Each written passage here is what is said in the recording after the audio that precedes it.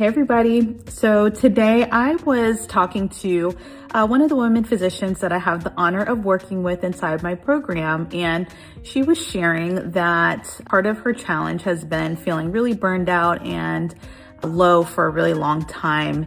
And she's making some changes right now to her work schedule. She finally got the courage to ask for FMLA and got it to take some time off.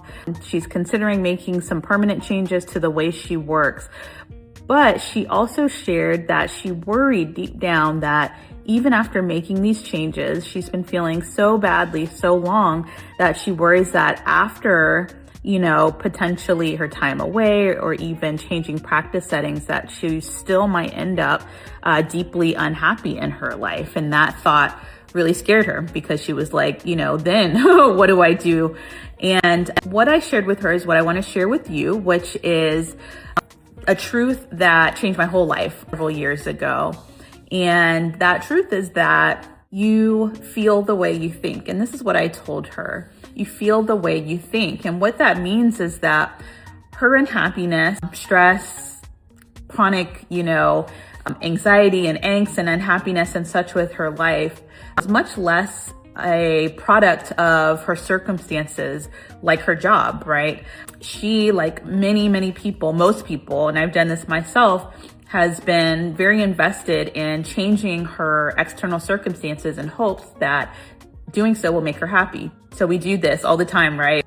Changing jobs, looking for a new job, moving to a new house, trying to get people to change, right? Buying new things, all of these things that we hope will make us happy. And of course, like in the short term, a job change or a new bag or something like that can create some positive emotions, but studies show that those emotions are very fleeting, and at things like success and money and even jobs sometime, etc., is not the key to lasting fulfillment and happiness. So what I meant when I shared with her that we feel the way we think is that in between our life circumstances and her situation, in her case, a job that kind of overworks her and stresses her out, in between those circumstances, we as human beings have thoughts.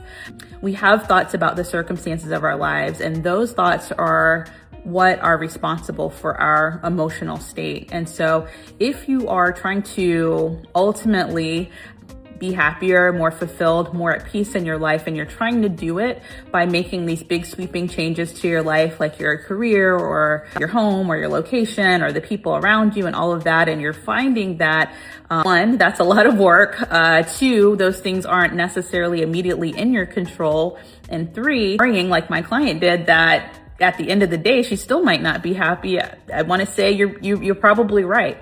And the much easier, simpler, evidence-based way to start to actually create more positive emotion, more happiness, more fulfillment, more peace of mind is by understanding the connection between your thoughts and the way you feel and experience your life.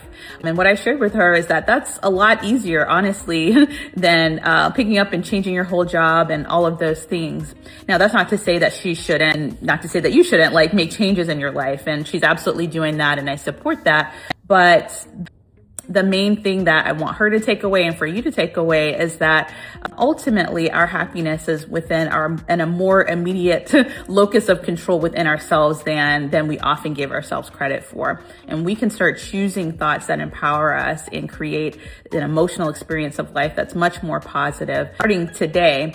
And that emotional state is the one that then much more easily propels you into the kind of changes that you want to see tangibly and externally in your life, like a different practice environment or whatever the case may be.